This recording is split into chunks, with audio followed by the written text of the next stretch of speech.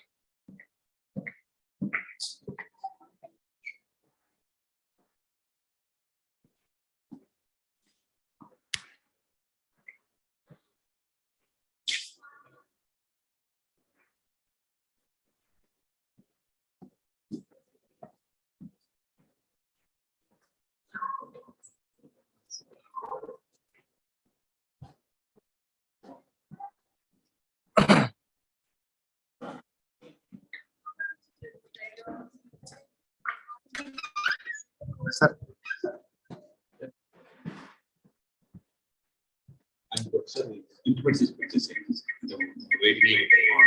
చెప్పేసిన sir message పెట్టేసాను.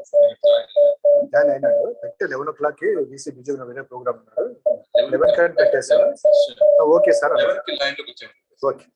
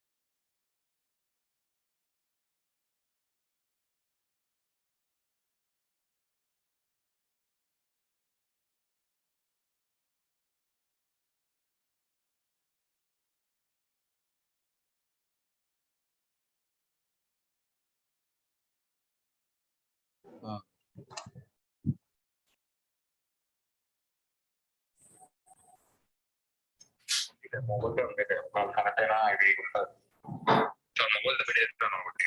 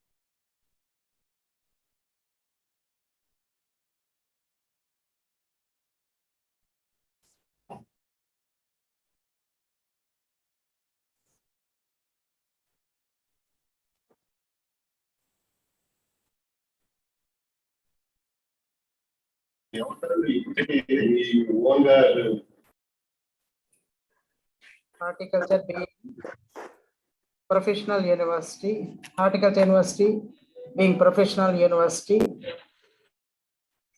English and with the fast growing industry.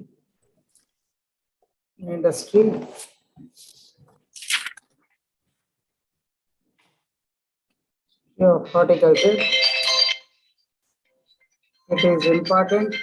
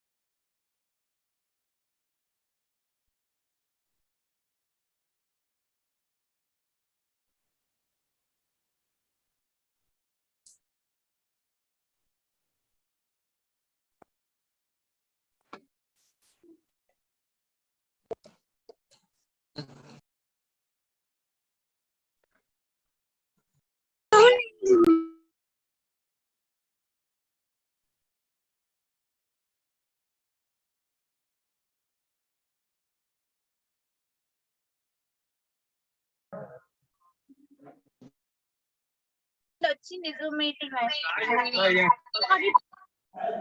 Yes, sir.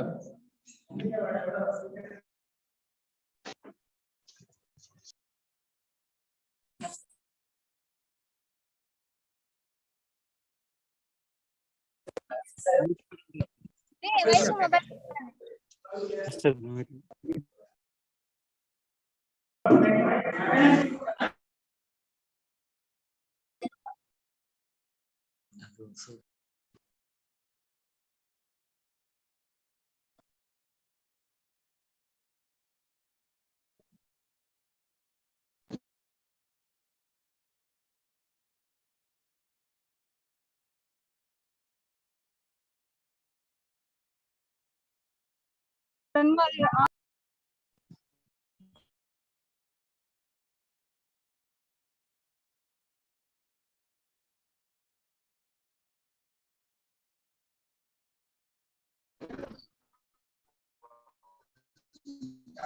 Hello, sir.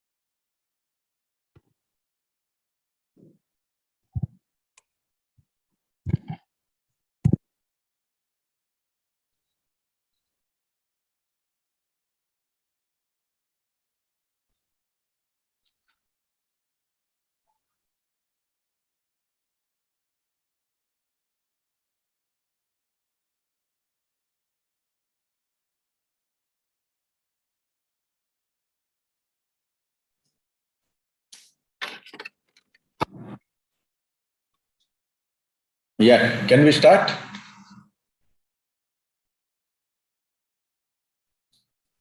Good morning, sir. Namaste, sir. So good morning, good morning. Sir, good morning, sir. Good morning, Gopal. Good morning, sir. Yeah. Yes, sir. So we'll start. Yeah, yes, sir. Yeah, please. Yeah, Surendranath Reddy.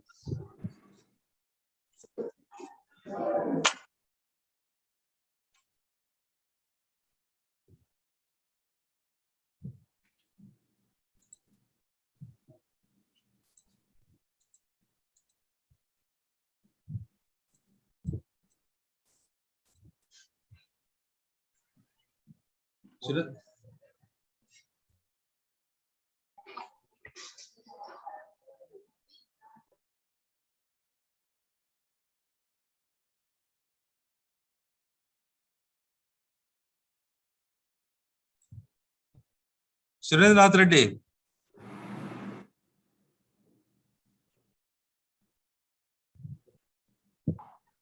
Surendranath Reddy.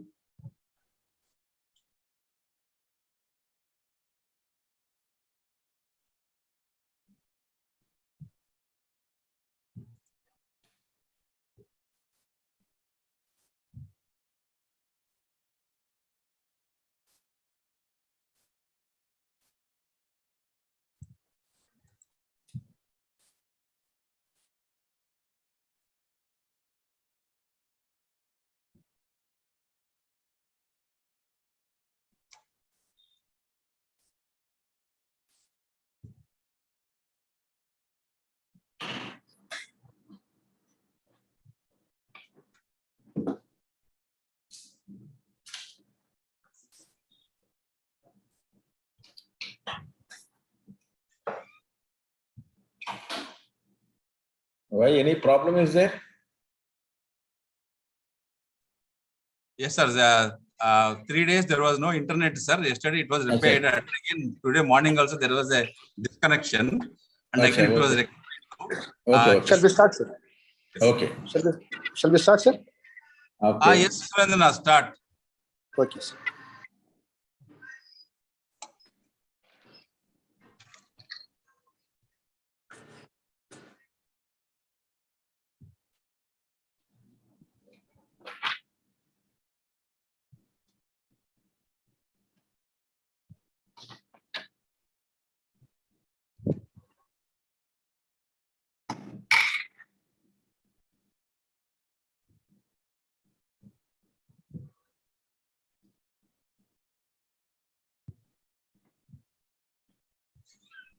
Start.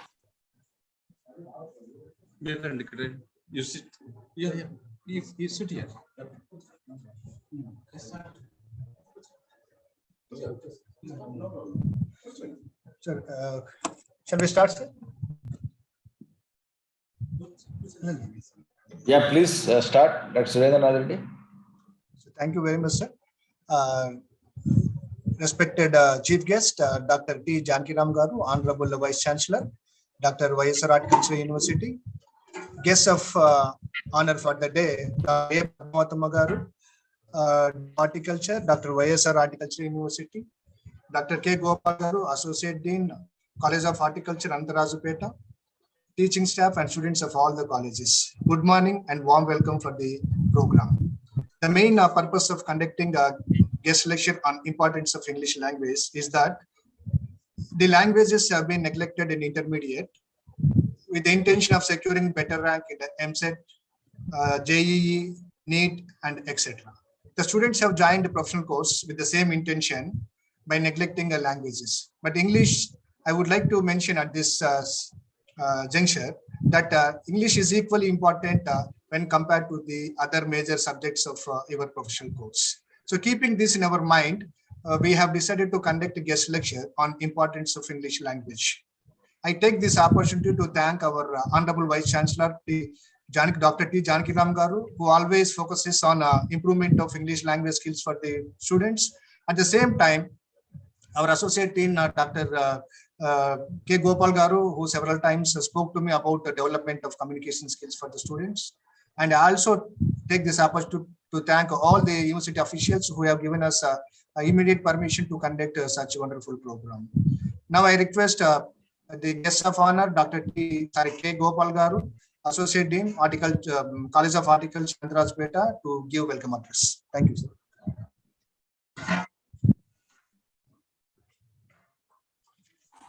Hello. Thank you, Dr. Surendranath.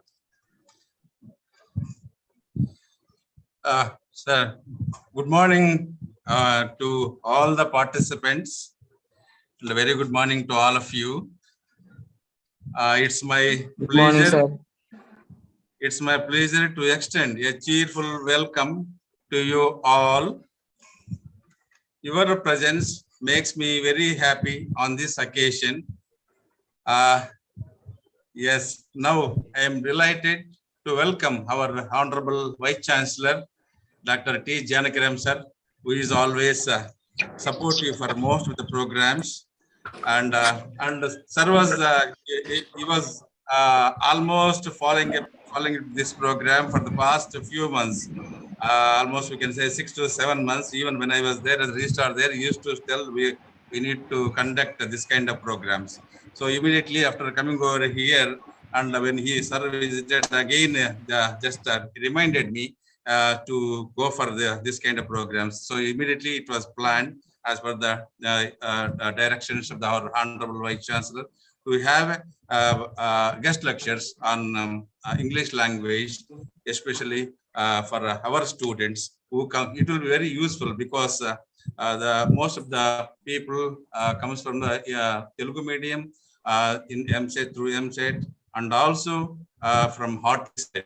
So it's also useful for all the students because the communication it's being done every day in most of the educational institutions through English, and it is a medium where we have to do business in real life in most of the occasions.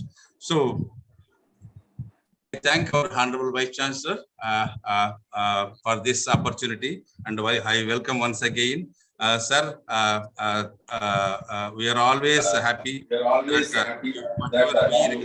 we request, you got permission, and as per good directions, it is planned.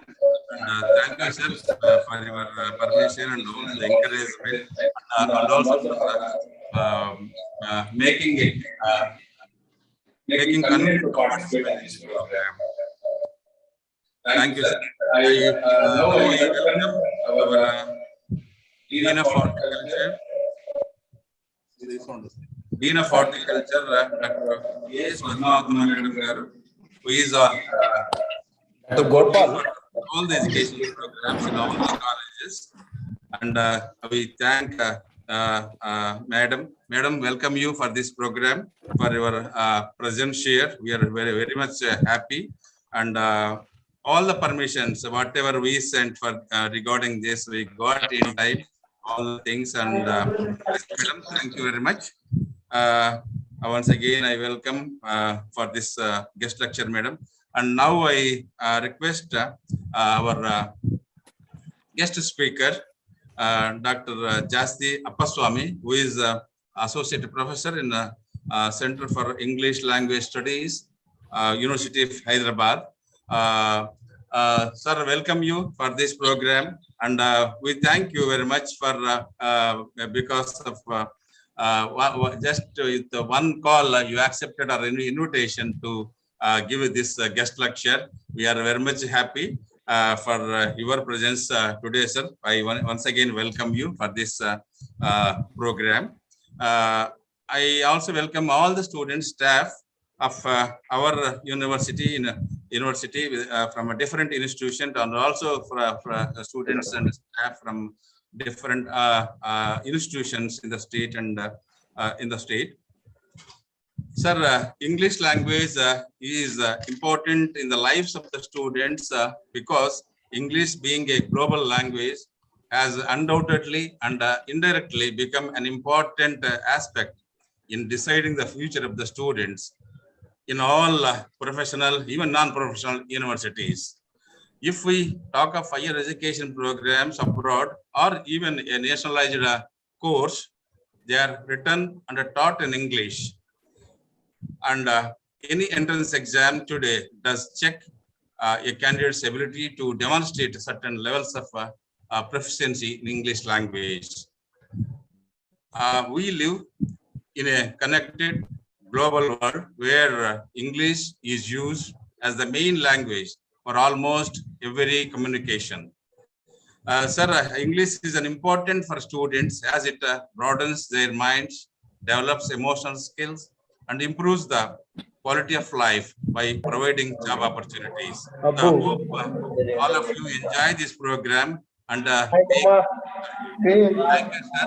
Thank you once again for participation. Thank you, sir. Now I request Dr. Surendra to take this program forward. Thank you, sir. Thank you very much. Now I request Dean of Horticulture, Dr. A. Padmanabhan Garu, to say a few words on this occasion.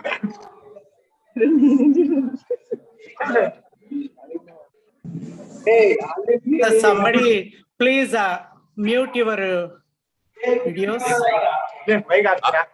Somebody is having unmute. Nagendra, please mute certain. Yes. Respected Honorable Vice Chancellor Dr. T. Jankiram Garu, University Officers of Dr. YSR Horticulture University, the speaker expert of today's program, Dr. J. Appaswamy Garu from Central Institute of Center for English Language Studies, University of Hyderabad, and Associate Dean, College of Horticulture, ARP, Dr. Gopal Garu, Associate Deans of other colleges, Principals of Polytechnic colleges, students of all the colleges and other participants. Very good morning to all of you.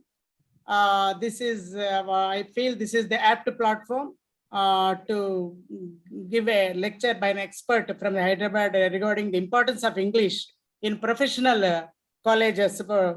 English is one of the most widely spoken languages throughout the world. People from different countries communicate through English only because it is the official language in many countries. So speaking English will open better opportunities for higher studies and for better employment in every country in the world. Knowing English will make aware of the worldwide and increase the standard of living also. And English is the language of media in our industry, and one can excel through books, films, TV shows, etc. So use of English leads to collaboration with other countries. So we can spread and spread the technology, and there will be advancement of technology through this English communication. So in professional colleges, it is no way exception for Horticulture University, which is a professional university, where English is very important. proficiency in English for a student is very important to excel in their studies or to get better opportunities either in studies abroad or at the outside states, and also for getting better employment in other states and also in other countries. So there is a separate certificate for this English. There is TOEFL and IELTS. They are the certificate courses where they will be qualified by getting good band in that certificates to get either admission or to get permanent residence like Canada, New Zealand, Australia, or for better studies and for better employment. So I suggest all the students to give utmost attention to this lecture, and you have to be benefited by this lecture because already so many students have already gone to higher studies to other countries and also to other states. You can also get practice, good proficiency, because especially in agriculture and horticulture, students will come from the rural background. So you have to get used to use good English. With good proficiency, you can excel in studies and also in your employment. So this is the apt platform. I really thank the organizers of this lecture, and I wish all the best for the students of all the colleges, and I'm sure definitely they'll be benefited by this lecture. And thank you very much for giving me this opportunity. Thank you, sir. Thank you, madam. Thanks for your wonderful message. Now I request Chief Guest of the Day, Dr. T. Jankiram Garu, Honorable Vice Chancellor of Dr. YSRHU, to give a message on this occasion. Thank you very much. Good morning, everyone. Dr. K. Gopal Garu, Associate Dean, College of Horticulture, Anantharajupeta. Dr. A.S. Padmavatama Garu, Dean of Horticulture. Today's the guest speaker, Dr. Jasti Appaswamy Garu, working as Assistant Professor, Center for English Language Studies, University of Hyderabad, and the convener of this program, Dr. E.V. Surendranath Reddy Garu, all my esteemed university officers, teachers, and my dear students. Today, we all know that the present globalized world of 21st century, the English language plays very important role in almost all the fields. And though every country has its own language, English has become the international language, and it helps to maintain the international relationship, whether we take it in science and technology, business, education, travel, tourism, and so on. And we all know that language is major means of communication, and it's how we share our thoughts with others. And English has been regarded as the first global language, and it has become part of and parcel of almost every existing field. And we use this language as the international language to communicate in many fields, as I mentioned earlier. And initially, the English was the language of England. But due to the British Empire, in many countries, it has become the primary or secondary language in many countries like Canada, United States of America, South Africa, Sri Lanka, our own country, India, Australia, etc. And more than 67 countries have English as its official language and 27 countries as their secondary language.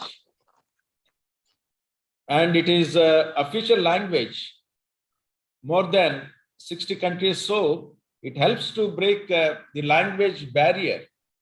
Most importantly, it is the language of the internet, where almost daily we began our life with this internet. And so it will definitely help to connect with people of different countries. That's how we increase and we improve our, the knowledge, and also connecting with global people. The English language also opens an ocean of career opportunities to those who speak this language anywhere in the world. Similarly, it is turned into an inevitable requirement for various fields in education.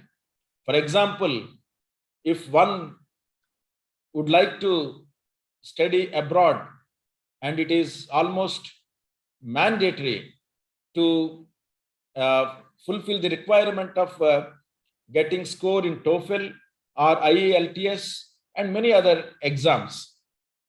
For non-native speaker of English to pursue higher education in other countries, even to get an employment in USA, Canada, Australia, and New Zealand, etc.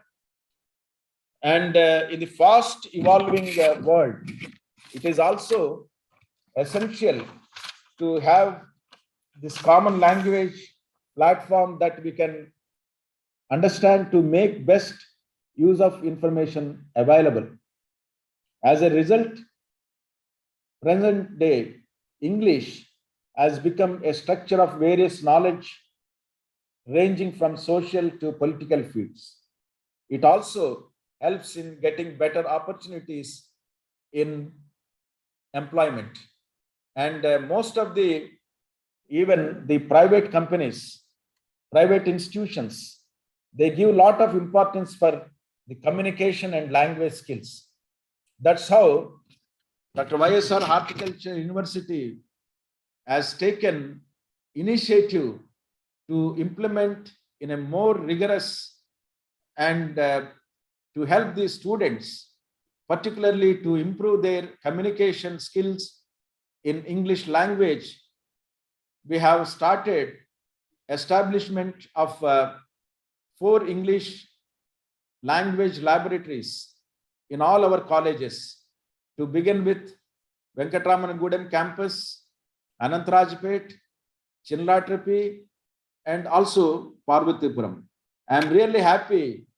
Recently, even when I went to Parvatipuram campus and also Anantharajupeta, and of course, once in a while, getting feedback from our headquarters campus and Chinlatrapi also, recently I visited. I really feel very happy that most of the students, they are utilizing this facility. And I hope in coming years also, many of our students will utilize in a better manner to improve their English language skills. And I am also happy that government of Andhra Pradesh has given us the permission to start the diploma course in English medium. And more recently, we also brought out the course material for diploma students in English language. And recently, all these publications were released in one of the functions. And I really appreciate all my, distinguished university officers and also senior officers and the all associate deans and teachers for implementing this program very effectively. And I think the horticulture being even the professional university, and with fast growing industry, and now with the new education policy, we are also talking about the entrepreneurship, skill development. I think definitely this move will improve the proficiency in English language to our own students for their future employment and further studies in abroad and other countries, so that let us implement this more effectively in coming days. I think in that move, today's the guest lecture on importance of English language for professional students. I am really very happy that it is being organized, and definitely our students particularly will get benefited from this lecture. And I know the Center for English Language Studies, University of Hyderabad, it's known for its standards globally. I think today we are very fortunate to have one of the speakers from this institute, and I think we all here eagerly waiting to hear Dr. Jasti Appa Swami Garu, and I wish the program all the best and grand success, so that you will be benefited from this program. Thank you very much once again. Thank you, sir. Thank you for the apt information given by you. Thank you very much, sir. Now we have a guest speaker with us, Dr. Jastappa Swami Garu. Before joining the University of Hyderabad as assistant professor in the Center for English Language Studies, he worked in Dr. B.R. Ambedkar University, Hyderabad. In addition to that, he also worked in BITS Pilani, Rajasthan, NIT Warangal, before joining University of Hyderabad. He has a lot of passion for research writing. As a result of that, he published several papers in various leading journals like Scopus Index journals. Apart from research writing, he also has passion for taking workshops, especially for the teachers and for the students on research writing, academic writing in different areas. He has a lot of passion for that. So with this brief introduction, he is also the editor of the leading journals in English. So now I request Dr.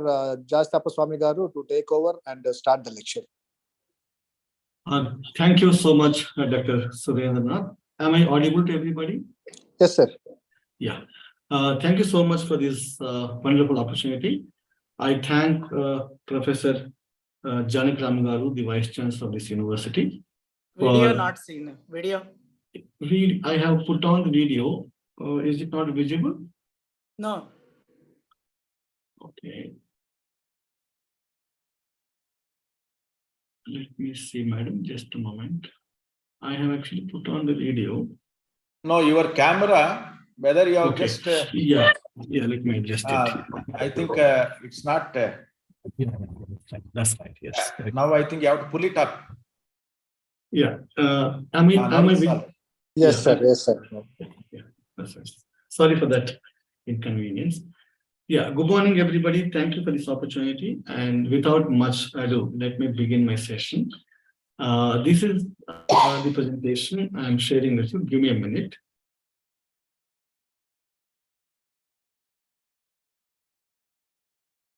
Is this visible to everybody? Yes. Yes. Yeah. So the importance of English language has been already emphasized by distinguished speakers here. So I'm going to deal with it probably in a professional way from the background that I have in English language. So this is the plan I have. I would talk about.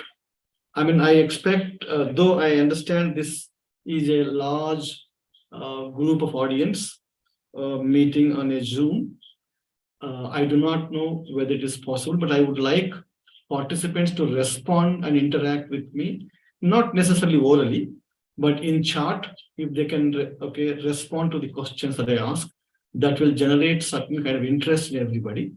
So whoever can respond to the question that I pose in the chat box, that will help the discussion go better. So that is my request to everybody. So I would like you to respond. I want this whole thing to be very interactive. So please make sure that you respond and then put your response in the chat box. So we are not going to speak. I probably that option of letting you speak might not be available at this stage, but you can respond in the chat box for the questions that are asked to you.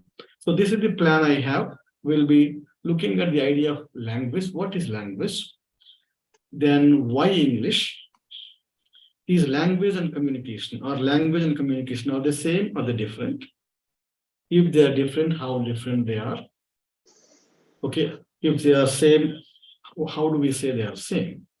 Then we will discuss what we mean by English for professional students.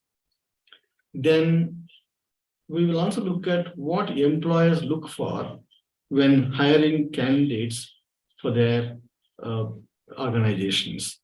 And we will get to see some of the videos to understand this aspect. So especially when I talk about language and communication, I will show you a video. I want you to watch it carefully and respond to the questions later. Similarly, when I talk about employers looking for, what is it that employers look for when in candidates when hiring? So I will, let's say, show you a video there. We will have a discussion on that. And this video is a video that is about the kind of expectations that the very industries require. So the representatives from the industry will be talking about the kind of qualities that they look for in candidates. So this is one thing that I'll be talking to you about. And at the end, we'll be looking at how we can improve communication in English. So that is when I stop. And if there's a possibility, we can have a little interaction later. This is the plan I have. Let me begin with the question. What is language? So can you quickly respond to this question? What do you mean by language? What is language for you? Can you simply put your response in the chat box, please, quickly? What is language for you?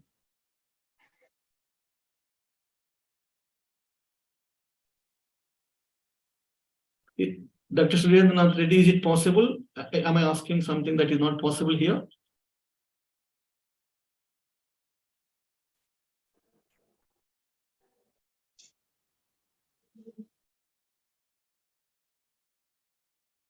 Dr. Surendra?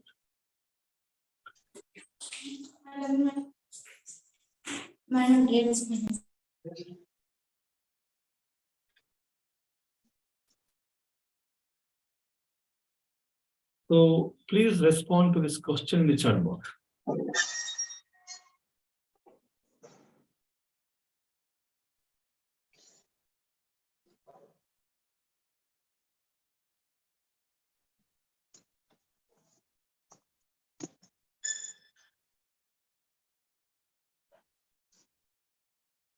Means of communication, to communicate with others. Okay, some people are saying set of words to communicate. Good. Interesting to see some of the responses.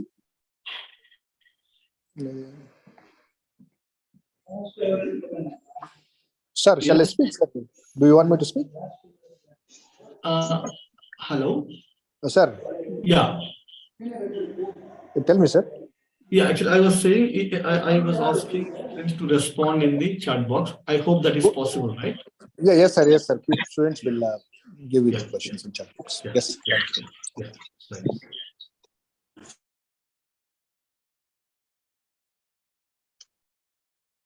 All right. So some students have responded to this question saying that language is to communicate with others. Language is a means of communication. Language is a set of words to communicate. Language is there to understand others' feelings. These are some of the responses that I've got. Okay, let us discuss. So for me, language is a resource for making meaning. please understand, language is only a tool for us to make meaning. It's a resource available for us to make the meaning that we intend to make at a given context. And this aspect of understanding language as a resource for making meaning can be clearly understood when I give you this narrative or certain kind of anecdote. So what is that? All of us are aware how children develop language. The moment the child comes into this world, all of us are aware, the moment the child comes into this world, the child does communicate to the world.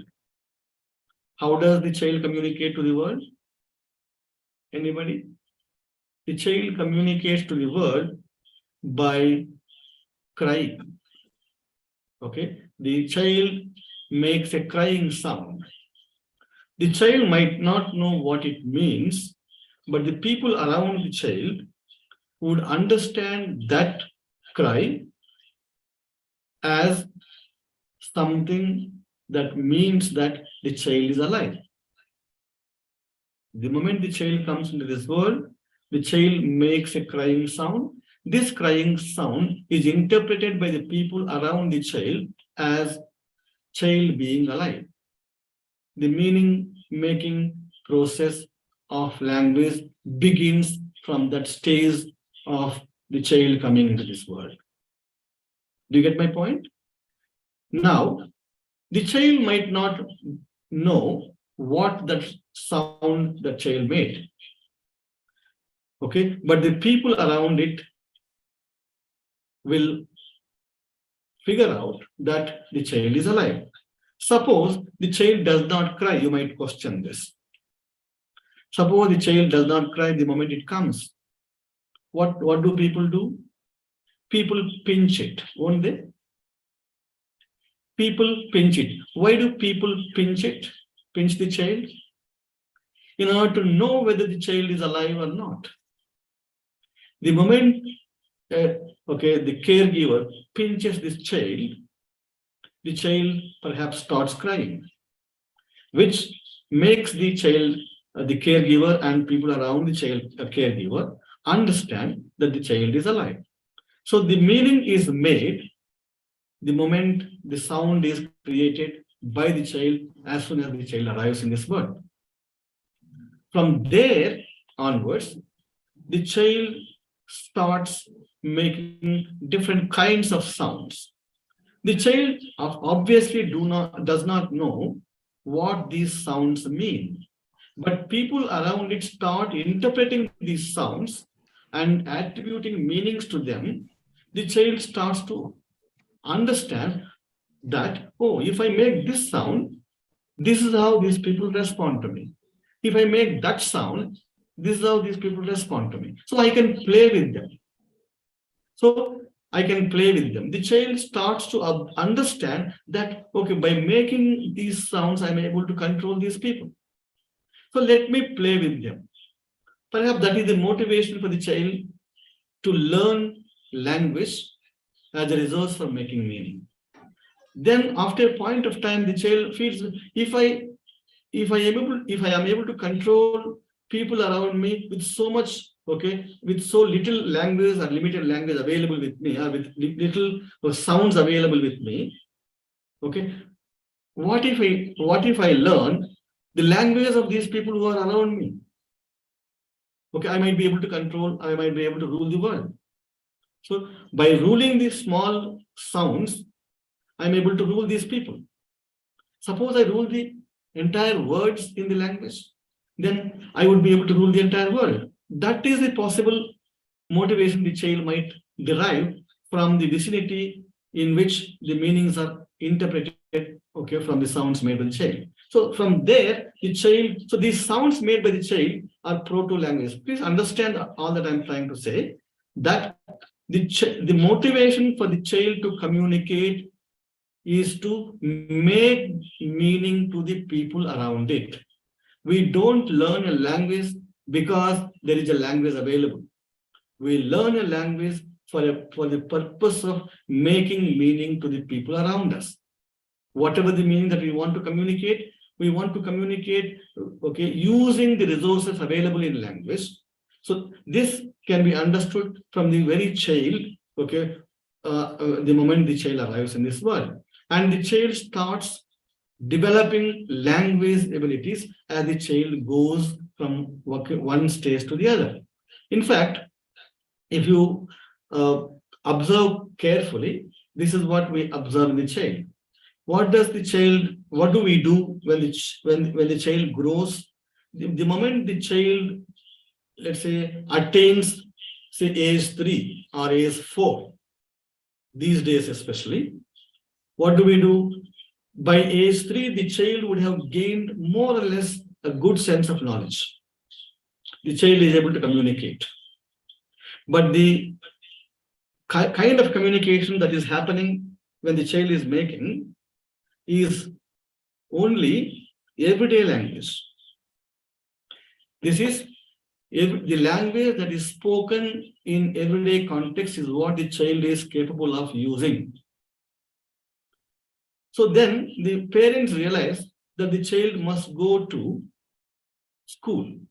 So he is speaking, he is able to communicate, okay, what is called common sense knowledge of the world. So the child is able to talk about the common sense knowledge of the world. The knowledge of the world that is exposed to the child when the child is, okay, placed in that social context. But he has to move from common sense knowledge to the uncommon sense knowledge of the world. That is when parents do take the decision of putting the child in a school. Why do children are put in school? In order to get to understand the uncommon sense knowledge of the world. What is uncommon sense knowledge of the world? Be it literacy, be it numeracy, okay, be it understanding different subjects in the school, which are not necessarily given in the everyday language. So please understand the difference between the kind of language that we do use in everyday context, the kind of language that we use in work in a school context or educational context. There is a lot of difference between the two. This is something that one has to figure out very clearly. This is what is causing many problems for many students in the educational context.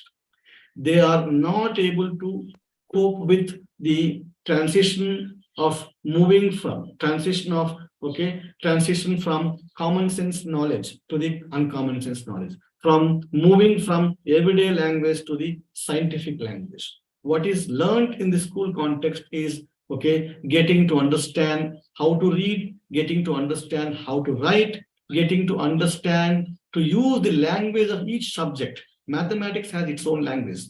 Science has its own language. Language has its own meta-language. So the child is getting exposed to something that the child has not been aware of when the child was at home.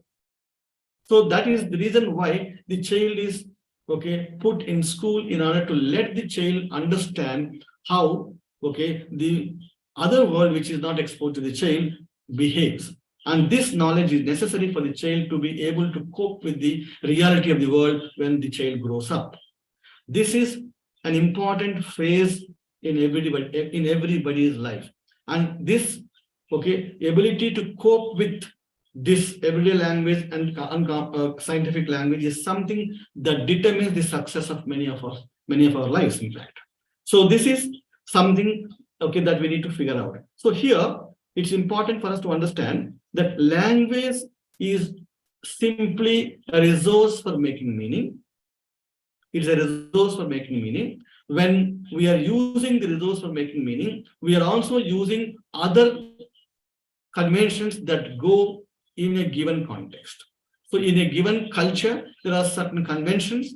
These conventions also one has to understand for one to be able to use the resource available for making meaning. So moving from everyday language to scientific language is a very important phase, and it does not happen at one go. It happens from say class, from age 5 to age almost 19 or 20. And does it happen in the English language is the question that we're going to look at later. But this is something that we need to understand. That this, okay, and this, as the child grows, the maturity of the child also grows. So physically, the child matures, the physical maturity must match with the mental maturity. So what is this matching, okay, or congruence here? When we talk about matching or congruence, we are talking about as a child, when the child grows, the child has to also reflect, okay, his growth and development in the language as well when talking about something. So when you talk about something, you cannot talk about something the way a child does. When you move to, okay, age 13 or age 14, you must be able to speak about certain concept in, okay, in the way you're expected to use or speak, okay, using language there. So therefore, it's important for us to have that match between the mental age and the physical age with respect to use of language as well. This is something that does not get adequate attention, at least in the Indian context. Therefore, many students find it difficult to make this transition from, okay, everyday language to the, okay, scientific language. This is an important point that we need to address here. Then look at this slide, which will make this distinction a little more clear. I have placed here 3 pairs of sentences. I want you to read these 3 pairs of sentences and tell me which one you find easy to understand, which one you find a bit difficult, I don't say difficult, bit time-taking to understand. Can you tell me which of the pairs in these 3 pairs, okay, which of the, okay, elements of the pairs in these pairs is difficult or rather time-taking to understand, which is easier to understand? I'm giving you about 2 minutes for you to respond to me and put your responses in the chat box. Is this clear? Any questions before we move on here?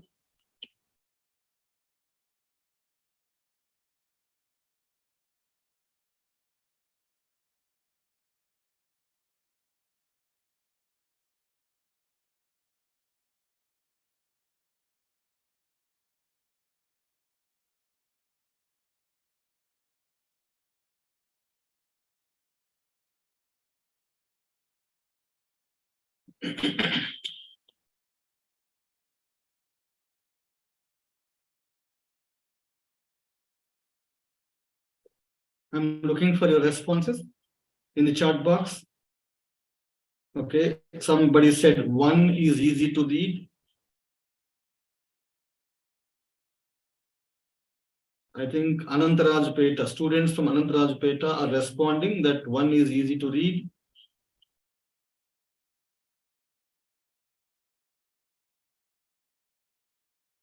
Okay, somebody COH, CHLP, I don't know what it means, but that student from there say 1A is daily routine, everyday language. Okay, anybody else?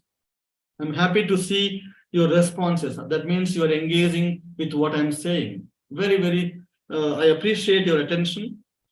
I appreciate your commitment. I appreciate your interest to improve your communication. Very, very good to be with you today. Any other responses? Okay. Somebody says 3. Manasi says, Sai Reddy says 1A. Very good. 1A is easy to read. Manasi says 3. I don't know what it means. 3. Which 3? Okay. Then Sai Reddy says 2A, 3A are easy to read. Very good. Very good. Interesting to list. Okay. Know about your response. Let's discuss each one of them carefully.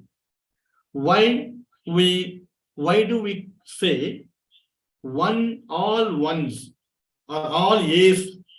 Okay. All 1A or 1A, 2A, 3A, all, okay, A's in these pairs are easier to read than B's. Why is it so? 1, all A's in these pairs are the utterances that we see in everyday language, in everyday life. We use these kinds of sentences or utterances in our everyday life. What makes me say that? Please understand, whenever we use language, we always consider three important parameters or factors for you to understand. Okay, what are these three factors? Factor one is called field. What field am I talking about? What is the topic that I am talking about? So each topic that you're talking about will have its own language, its own vocabulary. Okay, that is called field. The second factor is what is called our relationship with the one who we are speaking to. What relationship do I share with the person I'm speaking to? Do you get my point? The relation that I have with the other person I'm speaking to is the second factor that determines our use of language. If I'm speaking to somebody close to me, I would use a different language. If I'm speaking to the vice chancellor of this university, I would use a different language. I cannot use the language that I speak to my son. Okay, so the relation and power, the power relation that I have with the person I'm speaking to also determines the kind of language that I use when I communicate to somebody else. The third factor is, am I speaking or am I writing? The channel, the mode. Okay, am I speaking? If I'm speaking, I can use a different language. If I'm writing, I can use a different language. If I am speaking over digital mode like this, I may have to have other things. Okay, certain language features change. So these three factors determine the kind of language that we are using. Am I using everyday language? Am I using scientific language? Gets determined by these three factors. The topic that I'm talking about, the relation that I have with the person I'm speaking to, and the channel I am using. Am I speaking the speaking channel or the speaking mode or writing mode? Written mode or spoken mode. Okay, these two also determine the language that you use or the everyday language. So now let us look at A's. If you look at A's carefully, in all A's, you have topic in A, first 1A, I handed my essay in late because my kid got sick. Okay, this is perhaps a sentence or utterance that a student like you would have said to maybe a teacher in an informal context, or to a friend, somebody who inquired about it. So therefore, you are using spoken language like handed in, late, kid. You are using the term kid, which is very informal word. You're using sick. Okay, so got sick. Look at the terms or vocabulary that is used here, which reflects the everydayness of our lives. Okay, this is one. And since you're speaking, you are using this language. Since you're speaking to somebody in the face-to-face mode, not offline mode. Okay, you are not distant from each other. You can see the other person in the context in which you are speaking. So therefore, you are able to use this kind of language. But if you look at B, look at the change that is happening and look at the kind of complexity that is coming in the writing, in the sentence. The reason for the late submission of my essay was the illness of my children. You don't use this, please understand, we don't use be in the context of speaking, do we? We can't use be. All be's cannot be deployed or cannot be used when speaking to somebody in face-to-face mode. We don't use such sentences. Okay, all B's are written language or scientific language. All A's are spoken expressions or spoken sentences or spoken utterances. Okay, look at the change here. You have changed the, look at this, your because is becoming the beginning part of the sentence. Because becomes the reason. The reason. So if you notice clearly 1A and 1B, in 1A you find, okay, how many participants there? How many people there in A? I, my kid. Okay, perhaps you could say my essay. These are the three things that are there. At least human, if you look at human agents, there are two human agents in A, I and my kid. If you look at the second one, that is 1B, in 1B, you don't have human agent. Do you have human agents in B? You don't have human agents. You have removed human agents and put the reason in the beginning and changed the conjunction because into reason as a noun. The reason for the late submission. Your late, handed in late has become late submission. Please remember the how written mode changes the language. Notice how written mode is causing the change in the language from handing in late becoming late submission. The reason for the late submission of my essay, the entire thing is one entity. The reason for the late submission of my essay is one entity. You can replace this entire entity as it. Okay, you can use the pronoun it and replace it here. It was the illness. The reason for the late submission of my essay was the illness. It was illness. So it can replace the entire, okay, noun phrase here. The reason for the late submission of my essay. Please look at this. I handed my essay in late because all that has become one single, okay, one single noun phrase or noun group. The reason for the late submission of my essay. Then was, okay, look at this, was, then got sick has become the illness. Got sick is a verb. Verb has become the illness, noun. Okay, kid is becoming my, okay, my kid is becoming my children. Look at kid is informal, children is formal. And you're writing to your teacher. Okay, that too not in while speaking. You are writing to your teacher, okay, who is not with you in the place, in the context. Therefore, you are changing the language. So this is what I mean by scientific language, or what is called uncommon sense knowledge of the world. I handed my essay in late because my kid got sick. It's very easy to understand because you have human agents present in it. In the second one, the reason for the late submission of my essay was the illness of my children. This one, okay, we need to spend some time to understand it because the human agents are removed from it. All the verbs, okay, are turned into nouns. As a result, this sentence has become complex.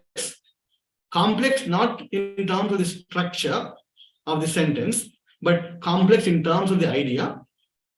Complex, and it also becomes dense. The text, the sentence 1B is dense. It's not only complex, it's also dense because you have packed a lot of information into one single group or noun phrase. Okay. The third, it's not simply complex, it's not, okay, only dense, it's also abstract. 1B is more abstract, in fact, more abstract than 1A. Okay, it is abstract. You cannot see anything, okay, visibly out there. You have to understand, imagine, reflect on what is given there.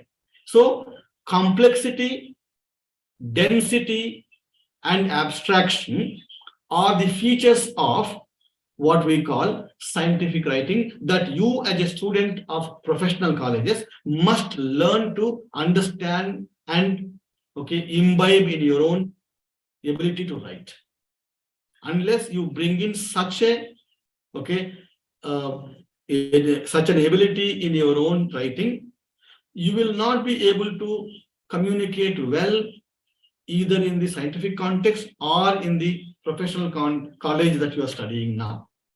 So you should know when to use everyday language. You should know when to use scientific language. When writing to somebody in this kind of situation, you would use, okay, your scientific language. Of course, all these three factors that I mentioned, the topic that you are dealing with, the relation that you have with the person, and the mode, whether you are writing or speaking, all these three things determine the kind of language that you are using. Whether you should use spoken language, whether you should use written language, gets determined by these three factors that I mentioned now.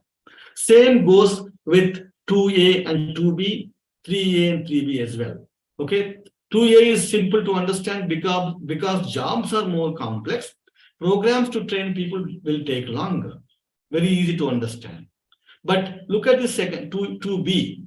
Okay, look at this. Complex has become complexity.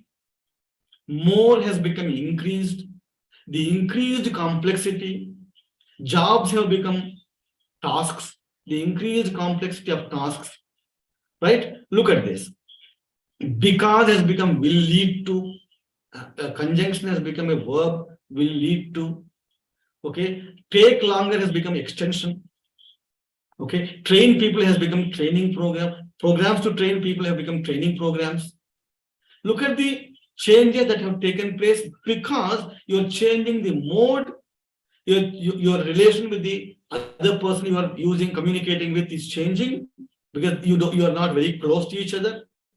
There is a power relation. Okay, the other person is higher authority. You are okay. You are not as powerful as that person is. So therefore, you need to demonstrate your politeness and respect in the language. Okay, and of course the vocabulary also is changing because though the context, the field or the topic is the same, since you are changing the mode and the relation with the person is changing, you are also changing the words of the text as well, the sentence as well. That is what happened in 2B. If you look at 3A and 3B, 3A is simple to understand. The boys ran happily in the park and then they went home for the dinner. Very simple to understand. And this makes us understand that this is what we use in everyday language. This is everyday talk. But if you look at the B, the boys happy running. Look at this, ran happily in the park has become the boys happy running in the park. Was followed by, and then has become was followed by. Went home for the dinner has become they're going home for dinner. Look at the changes. Again, this is indicating the changes in it because of the change in the mode, because of the change in the relationship with the person, because of all these things, we are also changing the vocabulary of the sentence because of these factors that we discussed. So this is what I mean by the difference between everyday language and scientific language. And language, as I mentioned earlier, is a resource for making meaning, where you are making meaning, how you make meaning gets determined by whom you are talking to, where you are talking to, for what purpose you are using language for. So the purpose, the audience, and the context in which you are speaking, all these three, coupled with the topic that you're talking about, the relation that you share with that person, and whether you are speaking or writing, these, all these three things, the three other things and the three things that I mentioned now, all six of them together determine the kind of language that we should use in a given context. So depending on what kind of context you're speaking or writing, your changes in the language must come through in the way you use language. So, but the essence of all this is that we use language for making meaning. That's the point that I'm trying to drive home. Now, having understood this, let me take you to the idea of why English. We are talking about, so far we talked about only language. Language, what I said applies to any language that one uses. Then in our context, in the context of professional, let's say courses, why English? Can anybody respond to this? Why English?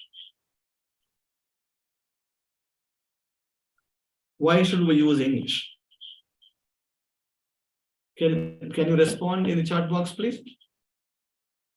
Why not we use our own local languages? Why English?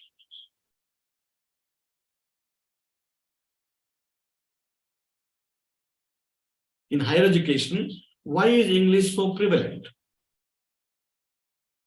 Is it a choice? Do we have a choice? If we have a choice, can we implement that? Can anybody respond to this? Why English in the higher education context, especially in professional context like yours? Anybody? It is the language, it's a global language. Some of you have responded. Okay, Syed, okay, Syed responds, it is a global language. Sridevi responds, it's a language used globally. Okay, it is used for exchange of information. It is an international language. Good, good, lots of responses, interesting. Good. So why English? As you mentioned, good. As the Professor Janagram sir mentioned, and many of other speakers also mentioned, language, especially English, is a lingua franca within the country for us. When I say lingua franca, what I mean is it's a link language within our own country. We are able to speak to some other person whose mother tongue is not your tongue. Right? Suppose you were to communicate with somebody in Delhi, somebody in Chennai, somebody in Kerala, somebody in perhaps Jharkhand.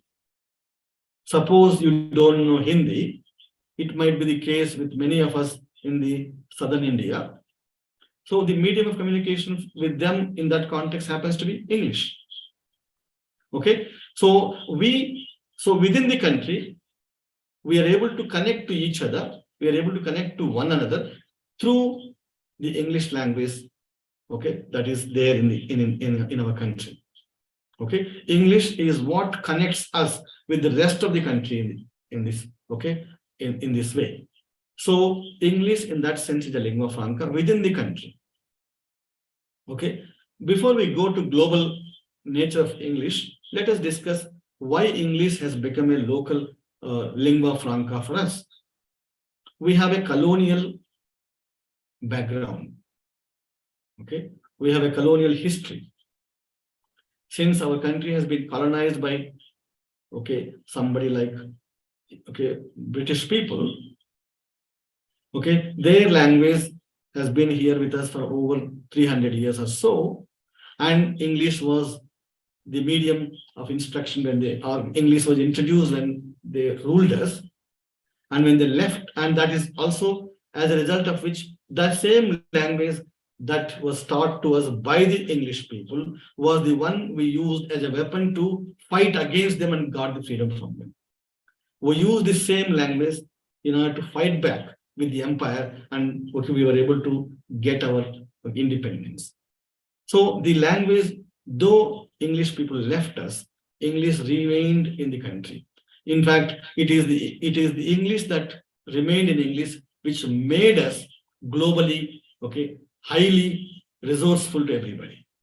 India is looked up to by many countries in the world as a good resource for English-speaking people to be hired in several industries, multinational companies in the world. And all of us, I don't have to emphasize this aspect, because many great leading organizations, multinational companies are headed by Indian, scholars or Indian, let's say Indian people. In fact, our own people are heading, be it Google, be it Microsoft, be it Twitter till recently.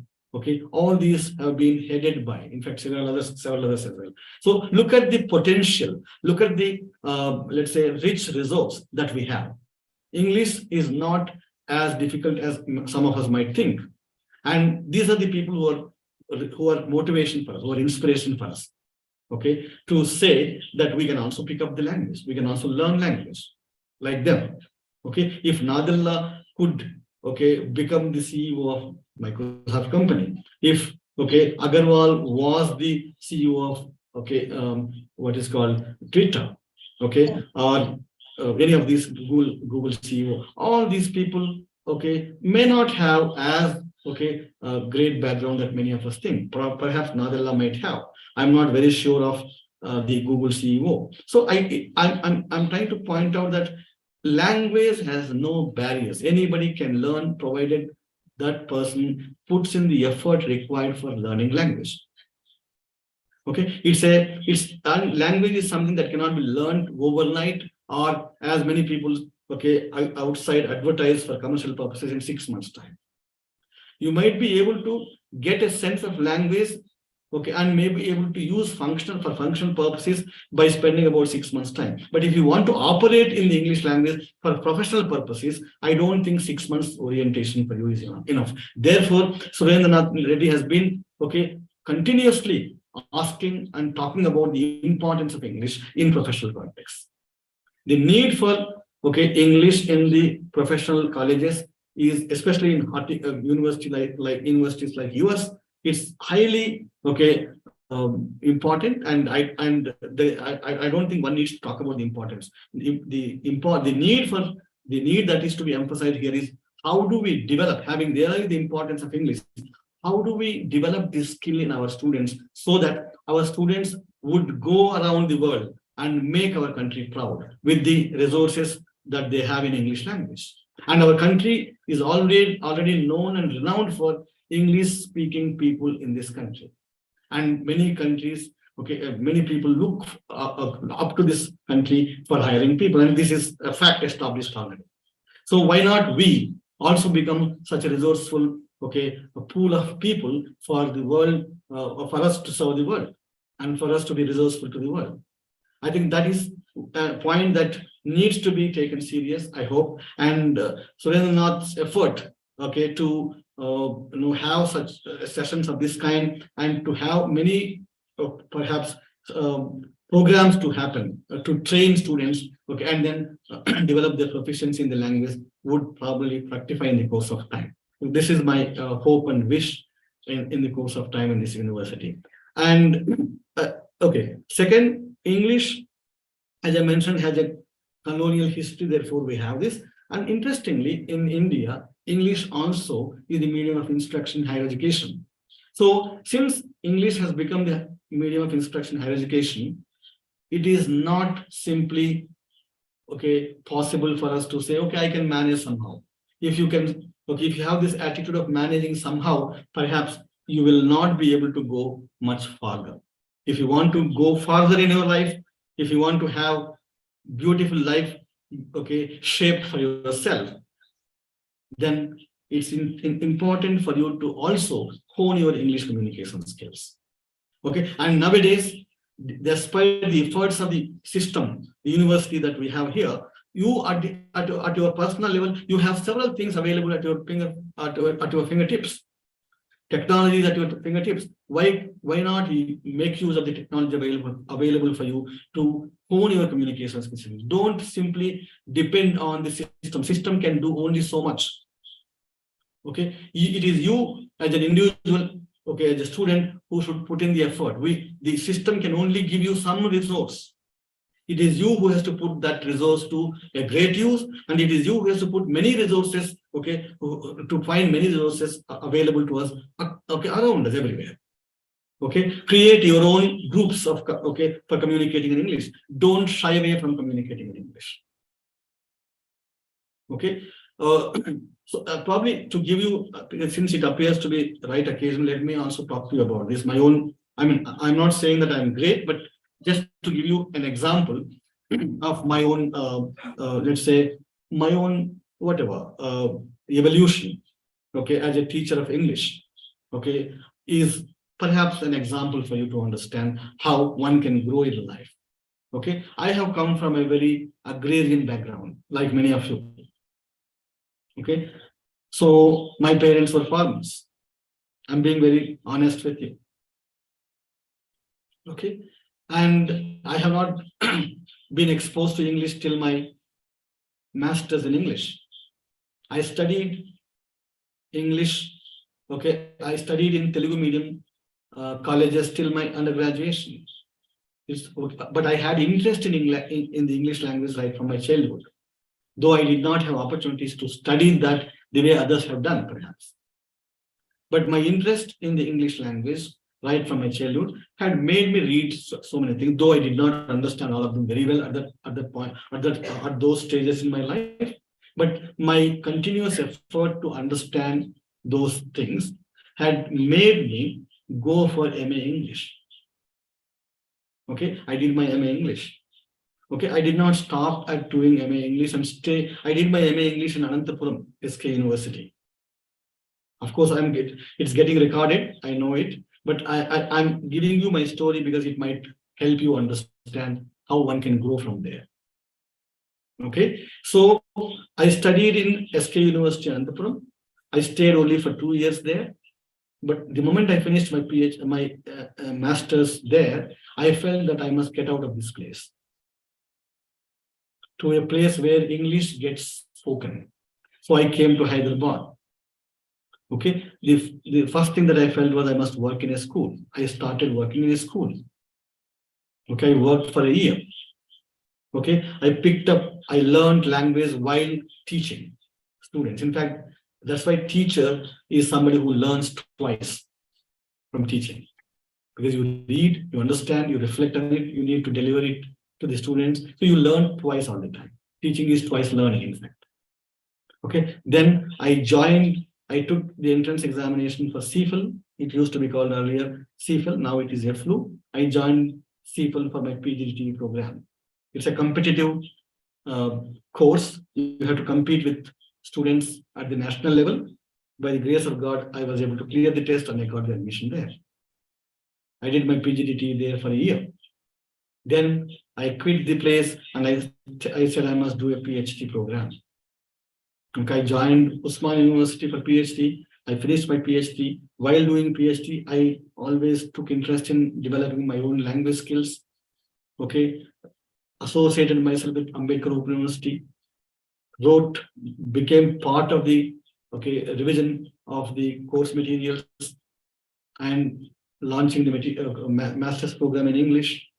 Then once I felt that I have not much to learn from there, I left the place and joined NIT Warangal. From there, I went to Pitspilani, Rajasthan. From there, I went to places outside the country and came back. The point that I'm trying to drive home is it's a continuous process. Okay, a Telugu medium person like me from a very rural background. I came from a very remote place in Ananthapuram district. If I could make some change in my life and improve my quality of life, the quality of my life, and I'm sure you are much better than I am. I'm sure about it. If you have been able to make it to a professional college, I can always say with confidence that you are much better than I am. Because I could not take the decision that you're taking. You've taken the decision of doing science, which is great. And you have secured a good rank, and therefore you join these colleges and universities and pursuing science. You are definitely much better than me and many people like me.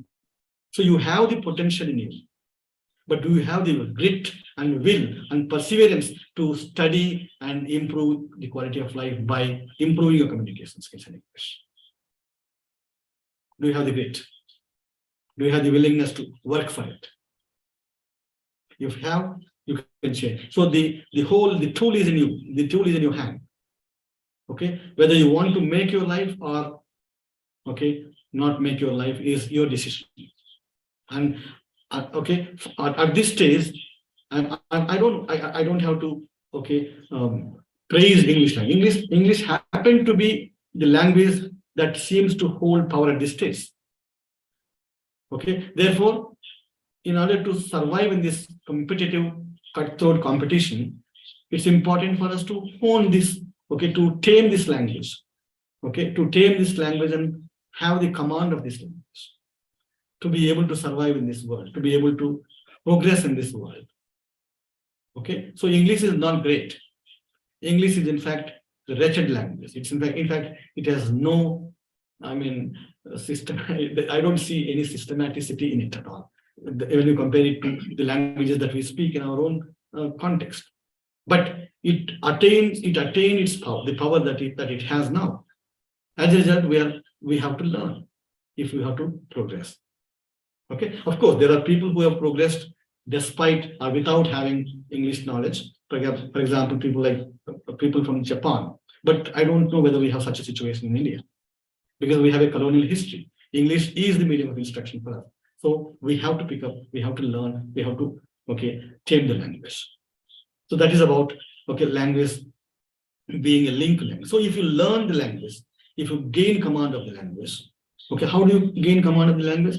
By spending hours of time in watching, in reading, in listening to people, and in using language, even in writing and in speaking as well.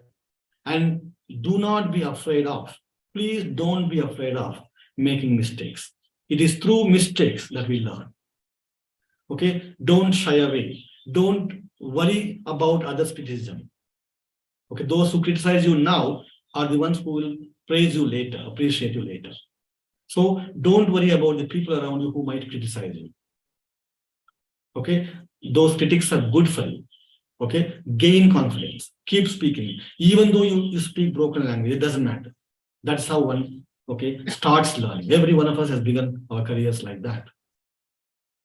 So if you pick up language, if you learn language in this fashion, it will help you to connect to our own people in this country.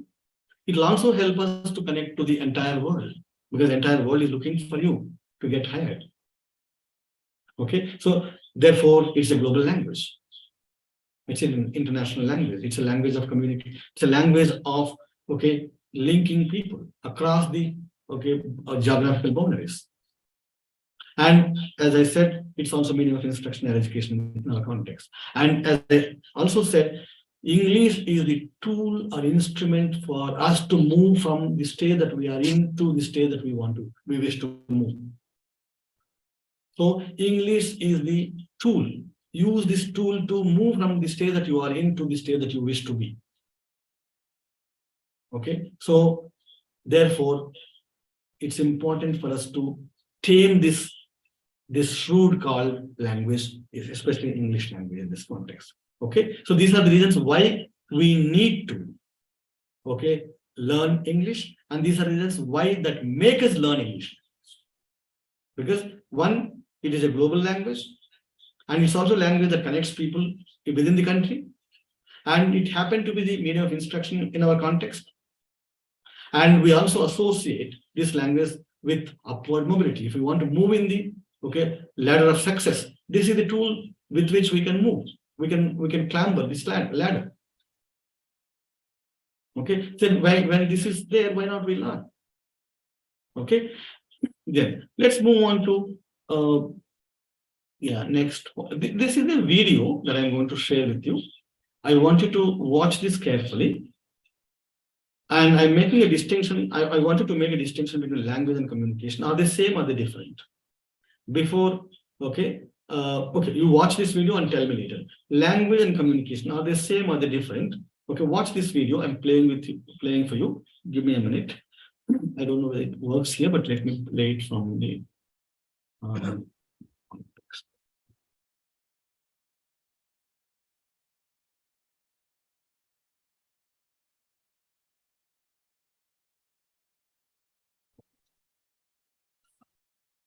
Is it visible?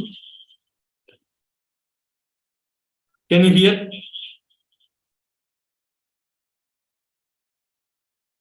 Is it visible to you?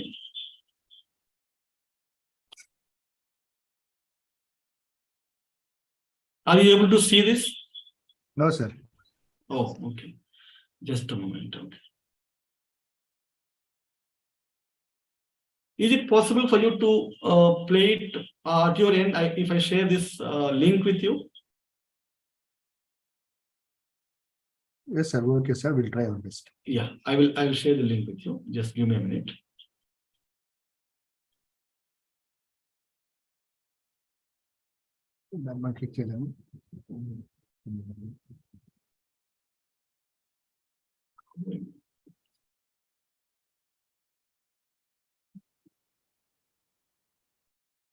How do I get to the, okay, just give me a minute. To the chat box?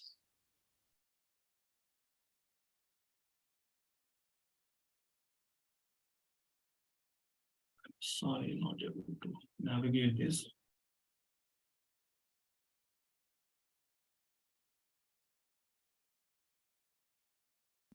Okay. I'm sharing this link with you here.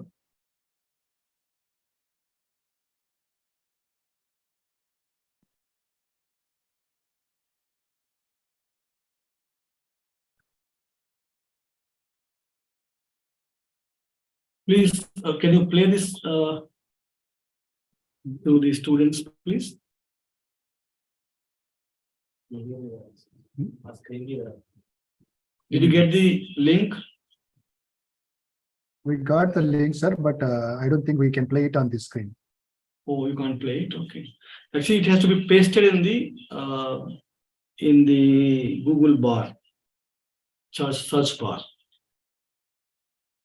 Then it plays. Is it possible? Oh, no, sir. Okay, don't worry. Okay, what I'm trying to do is, okay, how do I present it? Let me take it. Is it okay? Okay. We will now have the, which will be delivered by the daughter of the.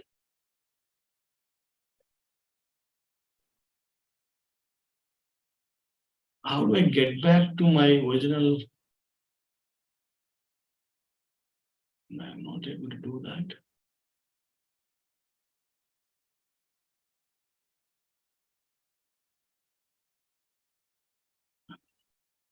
Just a moment, please.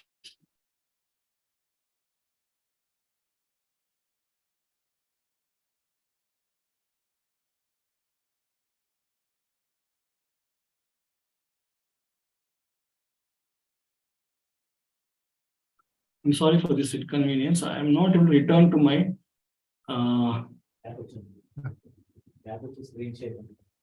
Sir, you can come back and share the screen. okay. Okay.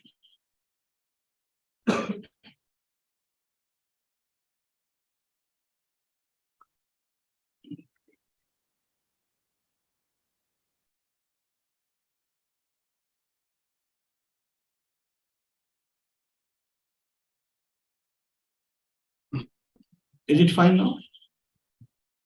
Yes. It's audible for us. Okay.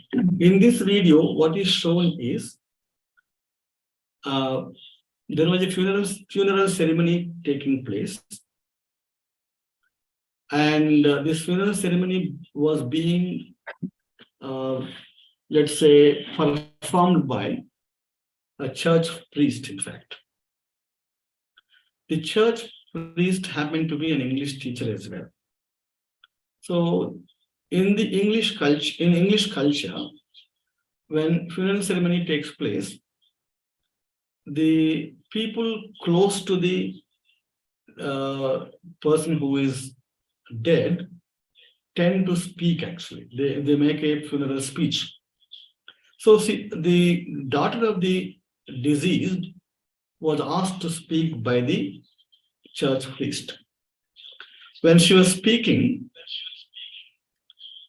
this church priest, who also happened to be a teacher of English, okay, starts correcting her English. Every time she starts speaking, she finds some error in the language and starts correcting it. Okay, at the end, okay, this results in certain kind of chaos. This is what is the essence of the video. Actually, you can watch it later at your leisure, but this is the essence of the video. Can you tell me now, is our language and communication the same, or are they different?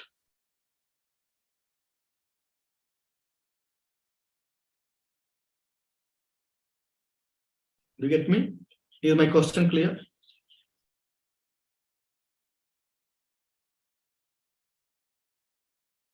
Here's my question. I'm asking you this question. Is, okay, do you consider both language and communication being the same, or being different? If different, okay, how are they different? If same, how are they? Can you respond to this question in the chat box, please? Quickly. Different, okay. Why do you say they are different? Why okay, communicate with gestures, okay. Okay, you can also communicate with gestures, so you don't have to use language, okay. That is another reason, okay. Any other possibility? Other responses, please. Lakshmi responds that communication and language are different because we can communicate with gestures as well. That's what Lakshmi says. Anybody else?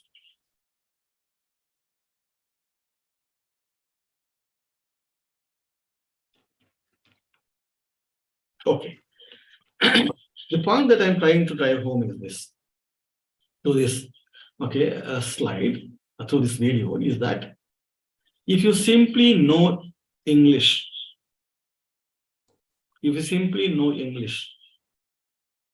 and you know English very well as language, will that make you a successful speaker? It need not make. Why? Language is always not in isolation. You cannot separate language from its context. Please understand this. Language is always in a context. Language is never removed from its context. Therefore, if you know English, you must also know the conventions of the culture as well. Okay, the culture of the context as well. For instance, if you are participating in a funeral ceremony, you must know how to behave there. You must know how to use language there. You must know how to be there. You understand? You must know how to, how to be there. Do you understand this? So you must, it is not enough if one knows English alone. It is also important for one to know how to be in a given situation, how to behave in a given situation, how to do things in a given situation.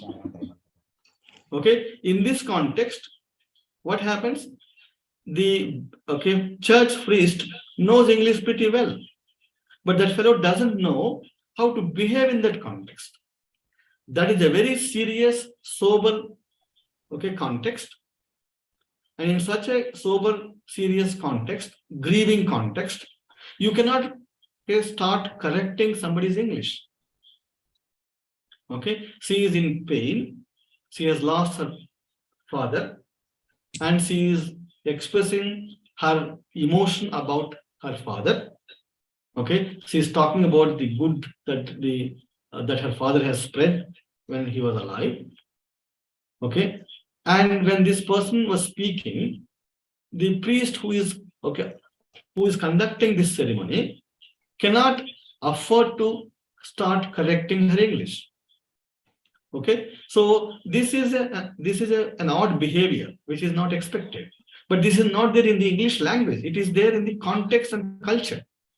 The culture of the context makes you not to behave in a certain way, not to do things in a certain way. You are expected to behave in a certain way. That is something that you learn from the context of culture, not from the language alone. And therefore, it's also important for us that language and communication are always embedded in a context. You cannot separate them from the context. They are not independent of the context. They are always dependent in the context. If you don't know the context in which one is speaking, there is a possibility, or there is a danger of miscommunication or misinterpretation as well. This example that I have given here, demonstrates or illustrates how language and communication are always embedded in a context, and therefore, if one simply gains command over language without the cultural awareness of the context, the person is likely to become a failure in communication. That is what is demonstrated through this video. Is that clear? Any questions here?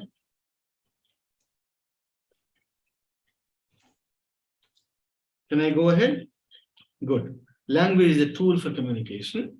Okay, so when you use language as a tool for communication, in addition to knowing the system of language, the system of English in this case, in addition to knowing how to frame sentences, in addition to knowing so much vocabulary, in addition to knowing grammar, it is also important for us to know where to speak, what to speak, where and when to speak. Okay, so that is something that language or English alone or English as language alone cannot be. Okay, because language is after all our own construction, our own our own what do you our own construction. We have constructed this language. We have constructed language for communicating with others. So because we felt the need for communicating with others, we created a language. So language is our own creation, right? English also is a created one, like any other language.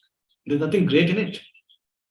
Okay, so this example video demonstrates this point. Now let me take you to what is English for professional students. Please understand this here. In English for professional students, what does it mean?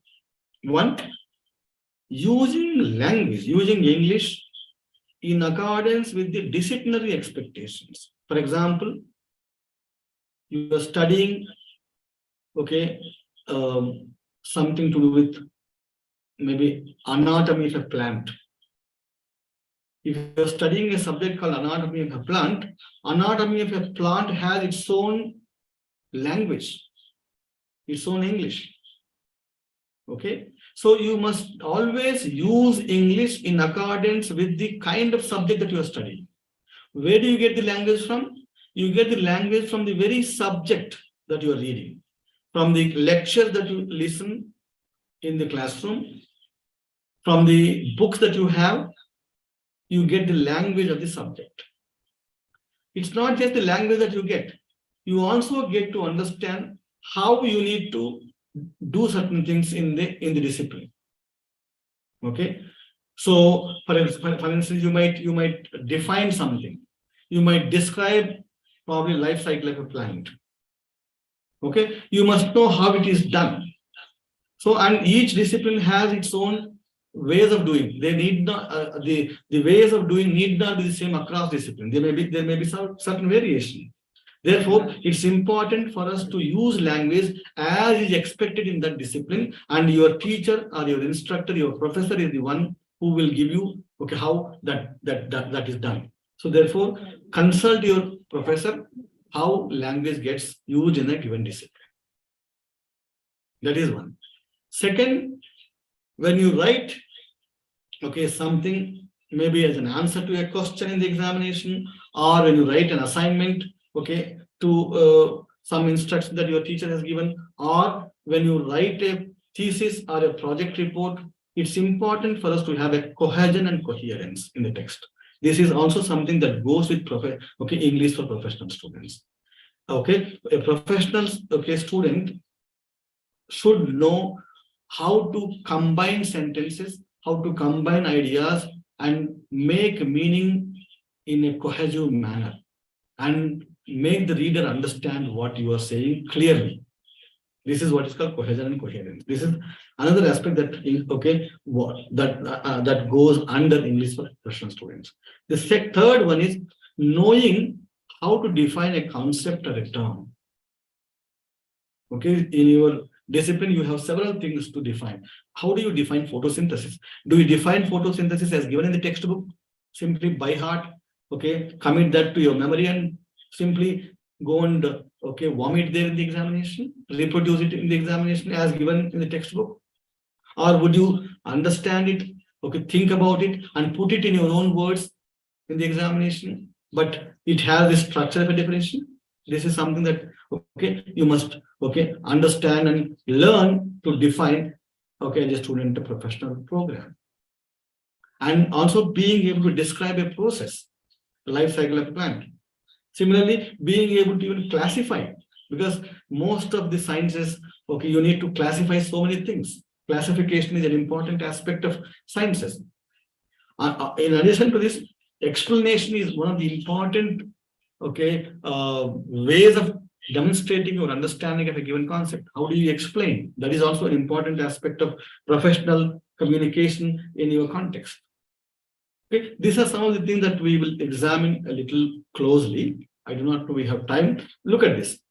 How do you definition of a parts of a plant? Look at this. Okay, how do you define?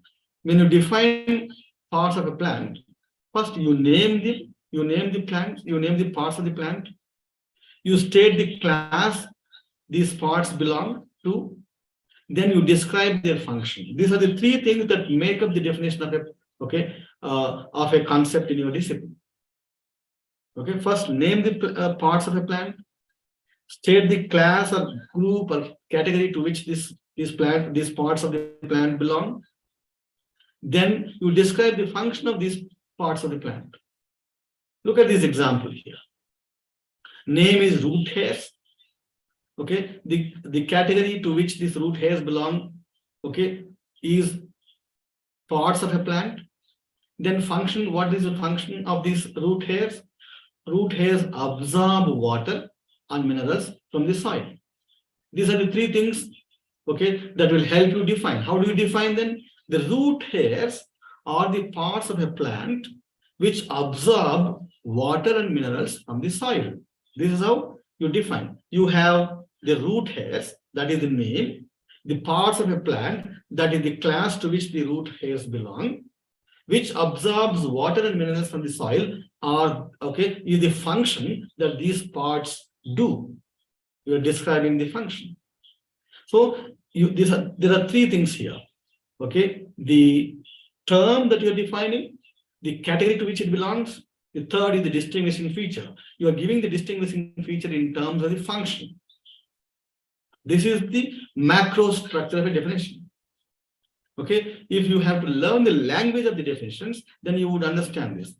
So you could actually you can connect both the name, the category, the term, sorry, the concept or term, and the category with the verb like are, be form of the verb. The root hairs are the parts of a plant. So you're combining the term and the category to which it belongs. Okay, there are several parts of a plant. There are several parts of a plant. How is the root hair as a part of a plant different from other parts of a plant is what you're describing, okay, in terms of the function. So you're distinguishing other parts of a plant from the root hairs by talking about the function of the root hairs. Okay, so when you are combining the term, the name, and the class, you are using the be form in this case. And when you're describing the function, you are using what is called defining relative clause. You have a WHICH, this which is a relative pronoun. Okay, you are using a defining relative clause for describing the function of the root hairs. This is the language of definitions. Okay, so you, as a student of professional course, you must know how to define. And you don't have to repeat or reproduce the definitions given in the textbook as they are. You should be able to write your own definitions by understanding how definitions are written. How do you understand? Your teacher might tell you, or your English teacher might tell you, or you yourself. Okay, when reading several definitions, you can figure out how definitions are written. Okay, the same is the case with the second example as well. Stem name, class, stem is a part of a plant. Function, it supports this root system. So you're defining this stem is the part of a plant which supports this root system. Okay, look at this is how definitions are given. So can you try the first A and B? Can you try to define this using this information here? Write out complete definitions of each part of the plant and in the example above. Can you try to do it one or two and put it in the chat box quickly?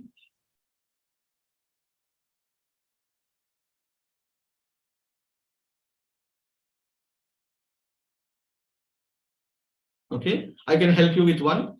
Fruit is a part of a plant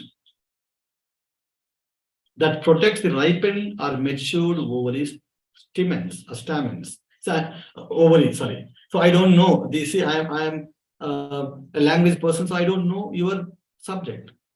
So I can only help you with structure. I can only help you with how, okay, what constitutes a definition. I can only help you with language and the macro structure of the text and organization.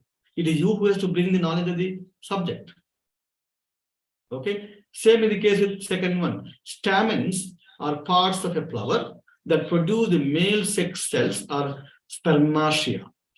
Like that, you can define using this information. So now you understand that whenever you define, there are three things that you keep in mind. Okay, name of the let's say name of the concept that you are defining, then the category to which that concept belongs, then the function it does. These are the three things that you always put together to define something.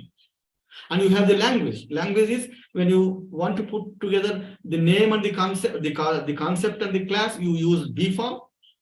And when defining or when describing function, you use defining relative clause. This is one way of doing. This is not the only way of doing. This is one way of doing. There are several other resources, language resources available for us to define, okay, a given concept. Okay, if this is clear to you, let us go ahead to the next one.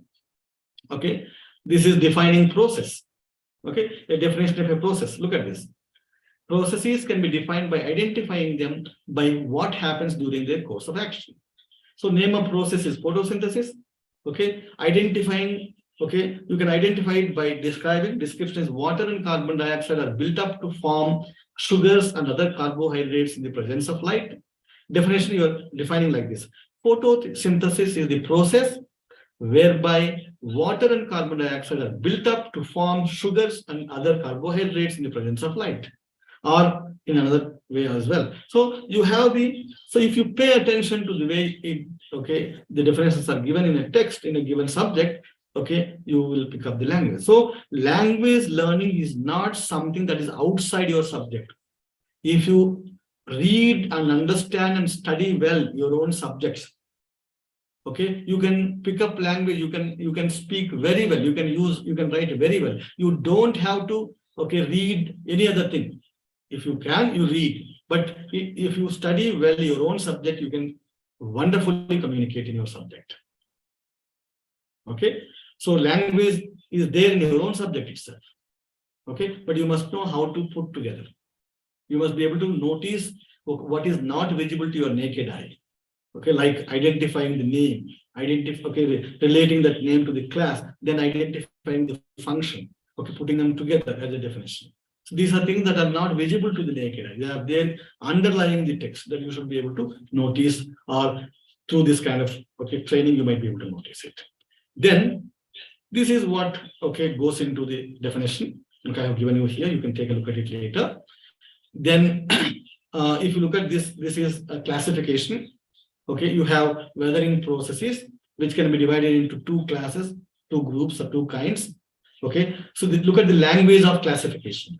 Can be divided into, may be divided into, may be classified into physical weathering and chemical weathering, physical and chemical. Look at this. This is how you can, okay, this is a diagrammatic representation of classification. Two, the second one, there are two groups, two classes of weathering processes can be or may be distinguished. Okay, physical and chemical, or there are two, okay, groups or kinds of weathering processes. Okay, then you have, so this is how you can have classification, diagrammatically represented in this fashion. Okay, now classification. So I don't think we have time to do all this. Let me take you to cohesion and coherence. How do we understand? Take a look at this. I would like you to spend about 3 to 4 minutes on reading this text and tell me how is it cohesive or is it not? Is it clear or is it not clear? Does it make sense? Is it a good text? Is it a good paragraph? Okay, I'm giving you about 3 minutes for you to read and tell me your response.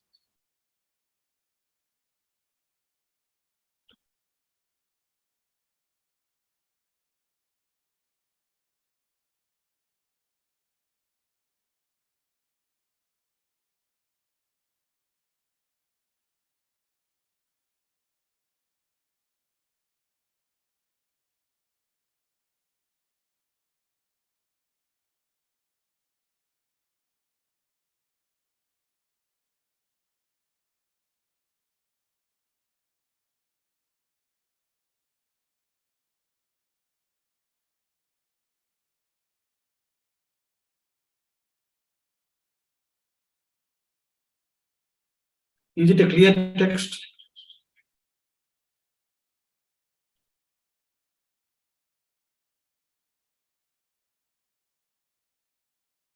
Not clear?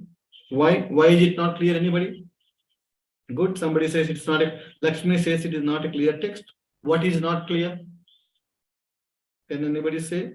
Confusing, too many unnecessary words. Very good. Too many unnecessary words. Very good. Very good. Very good. You are all very good actually. Too many unnecessary words. Very nice. Anybody else? Okay, repeated words. Several things are repeated here. Very good.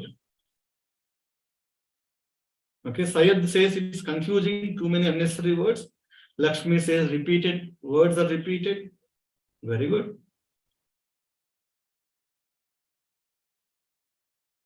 Any other person who would like to respond? Anyway, good. At least some of you have responded. I'm happy about it. Good. Let me take you to another text. Look at this. Look at this and tell me, is it okay? Is it a clear text?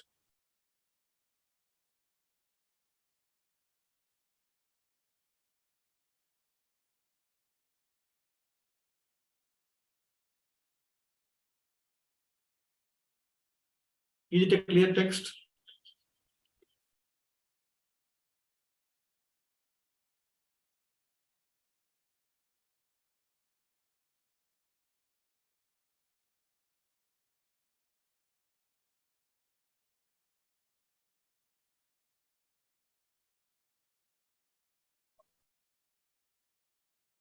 Clear. Very good. Okay. What makes you say that it is clear? Nice text. Okay. Nagur says. Nagur says. Okay. Why is it a nice text? Why is it a clear text? Anybody? Clear understanding. Why is it a clear understanding? Why not the previous one? Why is it clear?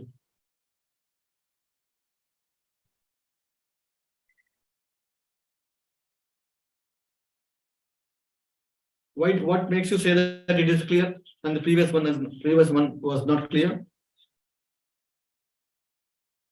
Anybody? Use of the words. Use of what? The use of the words repeatedly in the previous text. Okay. In this one? Okay, it was not it's straight and clear. Okay. So repetition is removed, right? Repetition. Okay, repetition is removed in this. No repetition. Coherence is there in it. Very good. Some of you are saying very good. Okay. Now let us examine this aspect. Okay. Look at this. So all repetitions are removed here. No grammar mistakes. Even earlier also there was no grammar mistakes. Only repetition was there. Reference ties make the, look at the Mark offered Lisa the box of chocolates. Okay. She took 2 out of the box. You don't have to repeat. So reference ties make the mark of clause 1 retrievable as the identity of the, okay, he in the subject subsequent. Lisa is retrievable for she. So you don't have to say again Lisa, Lisa, Lisa everywhere. So you can say Lisa, okay, you can refer to Lisa, she. Okay, and then you have words. Okay, words, there is a link, there is a chain of the words, in fact, link between the words. Okay, so these link the process of offering chocolate. For example, you have offer, take, eat, all of them are related. They can form a chain, in fact. Okay, there is also a logical relation in this text. Okay, you have then. Okay, and you have also omitted, removed certain words which are unnecessary. Okay, so there is ellipsis if you want to know the technical term. So this, therefore, text 2 is better. Text 2 is readable, more readable than, or it is better to read than the first one, because the first one has a lot of repetition, unnecessary words, things like that.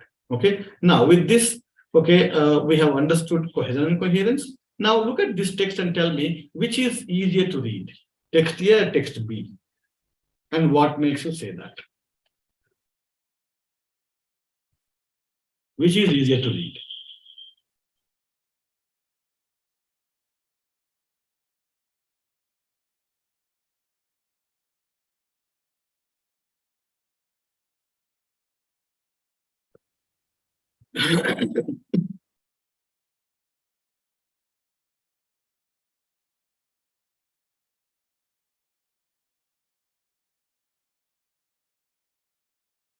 text A. Okay, some people say text A. Balu Nayak says text A is easier to read. NB says okay, and Bala says it is B. Okay, anybody else? B is easier to read for some. For some, A is easier to read. Anybody else? Text B. Text B. Okay, why? Lakshmi also says this. Why is text B easier to read? Good. Many of you are saying B. Why is it so? Anita also says B is easier to read. Dr. P. Vijayalakshmi also says B is easier to read. Very good. A is correct. Why? Okay, then why is B is easier to read? Balu Nayak. Okay, there is no problem in the language, but there is a problem in the way it is organized. Okay, let us examine this. Okay, B is easier to read, A is not because there are problems in the language, but because the way it is organized. Let us look at that. Look at text A. There is a new castle situated on a hill above the town. Sir Robert Fitzwilliam. Who is this fellow, Sir Robert? Sir Robert Fitzwilliam is coming all of a sudden. We don't know who this fellow is. Okay, but it in the 12th century, it refers to Newcastle. You could have put this it somewhere in the beginning, and Sir Robert must have come later. Okay, look at this. It, okay, it. So all of them refer to the castle. So the problem, if you look at text B, look at this. There is a new castle. It was built. So connection is made, established. Okay. And Sir Robert Fitzwilliam came later in the because that is new information for us. New information should not come in the beginning of the sentence. Generally, please understand, whenever we structure information in every sentence, we always structure information in this way. First, we put the known information. Okay. In the rest of the sentence, in every sentence, there are two parts. Part one includes the given information or known information or information that is familiar to us. Okay. The second part of the sentence includes what is called new information, that is something that we do not know. For example, in the first sentence, there is a new castle. There is, okay, a word which does not have any meaning, and you are using this word in the place of, okay, known information. Yeah, is a new castle is a new information, therefore it has come in the new information slot. Look at the second sentence. It was built. It is already known to us. Therefore, we are putting it in the beginning. Was built in the 12th century by Sir Robert Fitzwilliam is unknown information to us. New information for us. Therefore, we are putting it in the second part of the sentence. Okay. Over the next 200 years, it again is already established for us. We know what it is, what it refers to. Was regularly attacked without success by raiders. It is new information. We are putting the new information in the second part of the sentence. Similarly, it was Cromwell. Okay, the word it here does not carry any meaning. Okay, you want to emphasize Cromwell, therefore you are using it in the beginning, which does not have any meaning. Therefore, it's called dummy it. We call it a cleft sentence. It is called a it cleft sentence. This it cleft sentence is employed because you want to emphasize Cromwell, but you can't begin the sentence with Cromwell because Cromwell is new to us. Therefore, we are putting it in the beginning, and then we are putting was Cromwell in the information, okay, meant for giving in the slot, which is meant for giving new information. Okay, like that, the entire text, okay, is organized. Therefore, text B is easier to read for us to understand, whereas text A is difficult for us to read because, though it might make sense, it is difficult because Sir Robert William is somebody new to us. Okay, raiders from Scotland. Okay, this is new information. So, if you put new information in the beginning parts of the sentences, it becomes, okay, difficult for us to understand very easily. Okay, now we have another video, but I would like to know from Dr. Surendranath Reddy whether we have time to go ahead. It's already 1:13. Have I exceeded my time, Sir. Dr. Surendra? Yeah, I can. I am with the students in digital classroom. Do you want them to ask any questions, sir? Do you have a question or? Because we have other things to do, but I don't know whether I have enough time to do because I have already exceeded time given to me. So I would like to know from you whether I should stop here. Yeah, you can take another 10 minutes, sir. They might have classes in the afternoon. Okay. Then this is actually a video. Again, this is an useful video for you. Watch this video, which will tell you what is looked in a candidate when hiring. And these are the views, okay, given by the very, okay, employers themselves. For example, the those who hire you in Google, those who hire you in Apple, such big, okay, players have IBM. So those people have come together and they, okay, made a video where, okay, it is given to us that these are the kind of quality that we look for in a candidate when employing. So you can watch that video and understand that. I don't want to spend much time on that. So the last slide is about how do we improve communicating in English. So I would leave this with you here. You listen to English speaking people around you, okay, and watch TED Talks and movies in English. Watch professional YouTube lectures on the topics of your discipline. Read widely in your own subject area.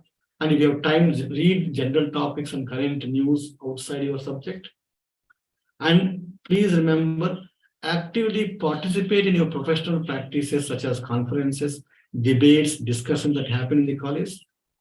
Don't be afraid of making mistakes while using language, because that is how you learn your language. Reflect on the information gathered from reading, listening, watching others use language, and then prepare well when you want to speak, and then keep practicing this all the time so that you can improve and hone your communication skills in English. So this is where I end. If you have any question, these are the sources I've used when preparing my slide. If you have any questions and comments to make, you're welcome to do that. Thank you so much for the opportunity. Thank you, Dr. Surendra, for this opportunity. Thank you, the Vice Chancellor, for making this event possible. Thank you, Dr. Gopal, sir, for arranging this wonderful lecture. Any questions you can give me later? I will.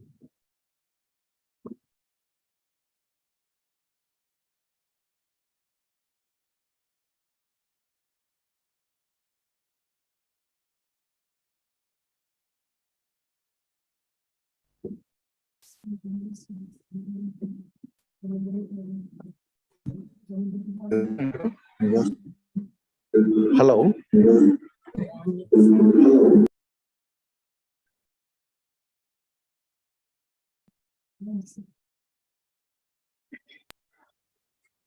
Hello.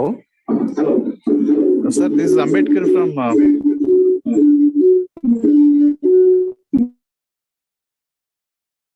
Please go ahead. Sir, it was an excellent presentation for the benefit of teachers and also students. I have a question, sir.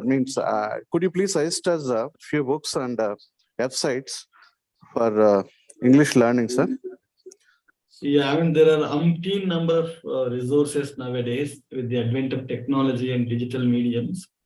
We have number of resources available everywhere. Probably you can go to BBC Learn English, bbcenglish.com, where you have lots of authentic, resources for you to look at. And most importantly, you also look at all TED Talks. Watch TED Talks. Please watch TED Talks. Okay, there are a number of things. I mean, it's a huge number of resources available by this.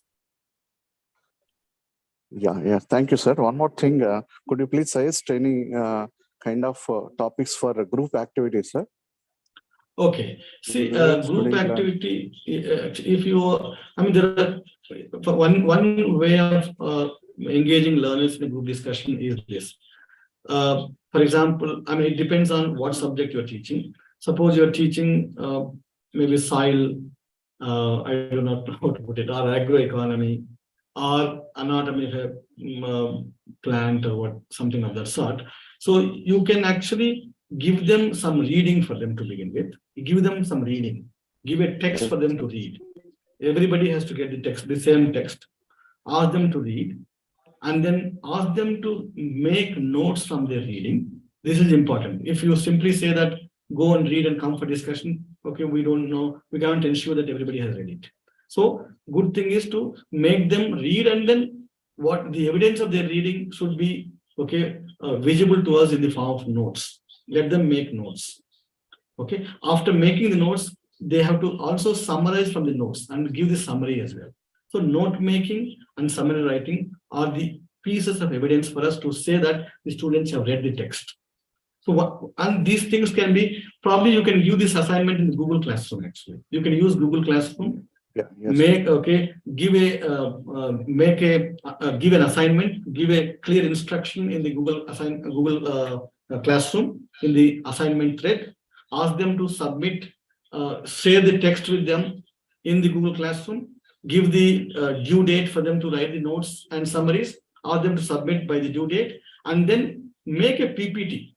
Okay, make a PPT for them to present, or you can simply ask them to come for the class and have a discussion on the text that they have read. This is what actually will help them to speak, because they have something to speak about. They have content, they know already what they have read. So when they come together, each one of them can discuss what they have understood, and you as an instructor can contribute to the discussion.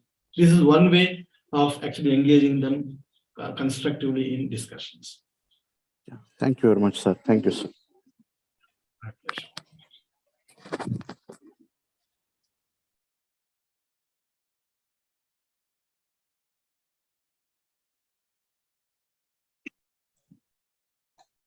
So anyone who would like to ask questions regarding the lecture?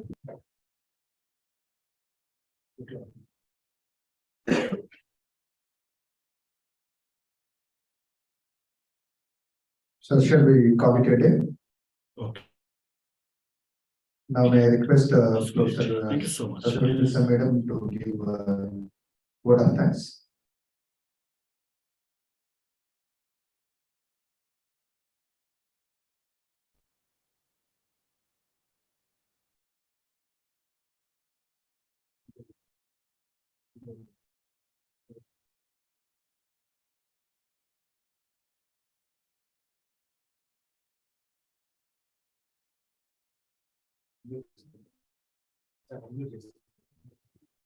Madam, please unmute.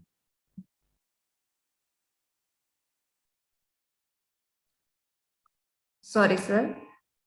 Distinguished ladies and gentlemen, a warm good afternoon to all of you.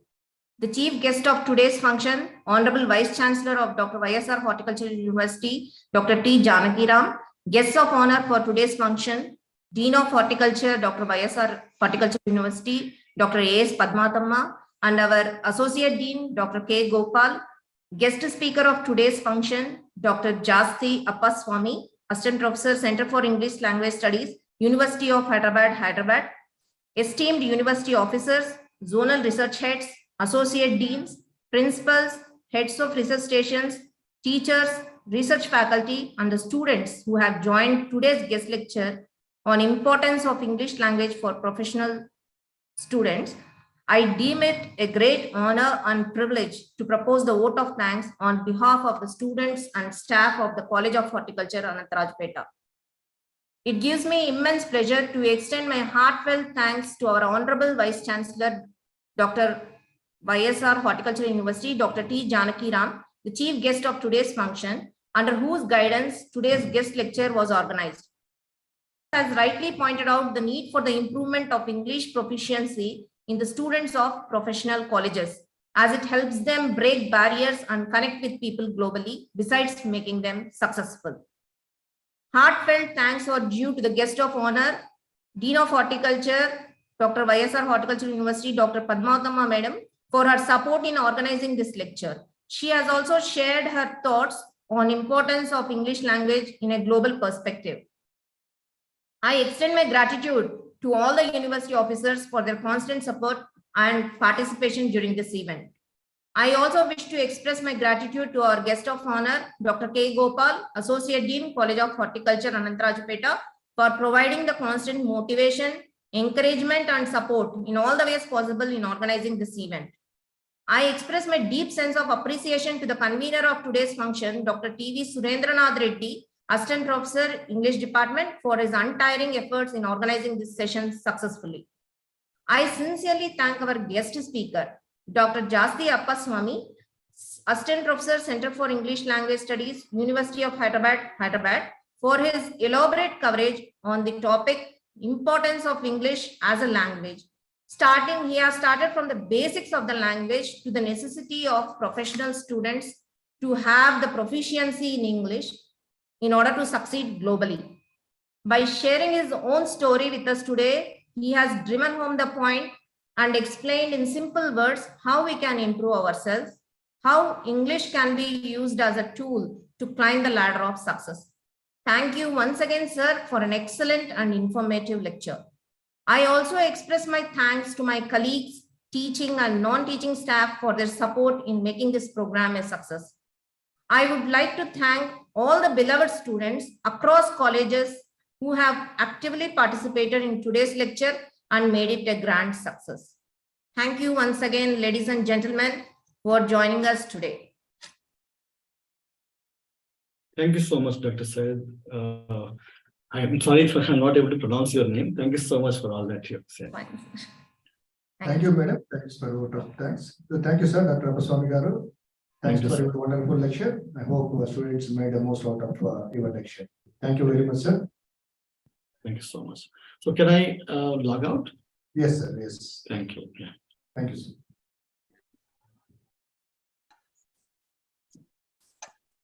Okay, thank you, Shirendranath. You can close it. Okay, sir. Yeah. Okay, sir.